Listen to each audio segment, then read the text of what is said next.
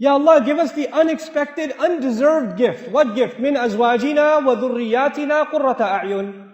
From our wives and our husbands and our children, give us what makes our eyes so happy that it makes us cry. Qurrata a'yun. It cools our eyes. You know what that means? It makes you so happy you want to cry.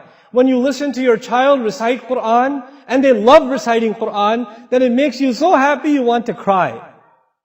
When you look at your wife and how she's raising your children, it makes you so happy you want to cry. When she looks at the husband who wakes up his children for Fajr and takes them to the masjid, she wants to cry. She's so happy. Our husbands cry and our wives cry, but they don't cry because they're happy. They cry for other reasons. You know, we are asking Allah for tears of joy. We want to be so happy with our family. How are we going to do that? Right now, every day you go home, you fight with your wife, man. Every day you go home. She's like, why were you so late? Why are you asking me? You always ask me. Don't you know there's traffic? Look outside the window. And you start every day. And then you're so angry, then you look at the child and he's like, why are you playing with a toy? Why do you look happy? We don't have happiness here. Where's your homework? And the kid's like, I didn't get any homework. You know, why not? I'm going to complain to your school. You know, God, this is not qurrata a'yun.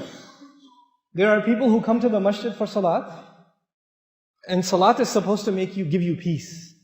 It's supposed to make you calm. It's supposed to settle you down. And then they go home and there's a tornado that walked into the house. Oh, children hide under the bed.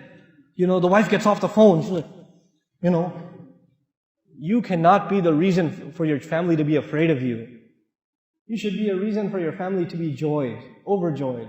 Your children should they should run to you and hug you when you come home. That's the relationship you should have with your children. And while I'm on this topic, 20 years ago, 30 years ago, 40 years ago, parenting was different. Now it's not the same. You cannot afford to be, I'm talking to the fathers here, you cannot afford to be authorities over your children. You cannot afford that. You have to be friends and authorities with your children. Our fathers were not friends with us. They were authorities.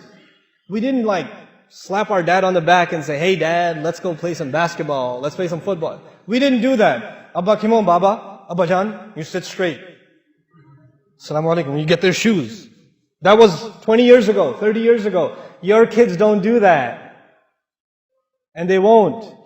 We're living in 2013, brothers and sisters. We have to accept reality. Our children are exposed to a lot of things. It doesn't matter if you're in the Muslim world or anywhere else. Ihtiram will remain. You have to respect your parents. But our children, the only one who will give them the love of Islam is you. And you will not be able to give it to them if you're only an authority. If you only yell at them and tell them what to do, but you're not their friend. Every father here should know and master the video games your children play. You should be better if you're letting your kids play video games, first of all, that's a problem. But if you are letting them play and you're not going to let them stop, then you better play with them. Then you better be sitting there playing with them. You don't go watch the news. You're not going to change the world. Okay? You've watched enough news. Believe me, and nothing has changed. You need to know whether the stock market went up or down. You don't even care about stocks, man. Why are you watching the news? It has nothing to do with you. Listen to it in the car, when you're in the car. Don't come home and watch TV. Don't come home and watch the news. Come home and play with your kids. Do homework with your kids. Talk to your kids. Take your kids to the masjid. Do that with them. Make your kids love you. I tell you, I'm telling you, if the fathers don't do this, we will lose this ummah. We will lose our next generation. I am telling you. I'm guaranteeing you.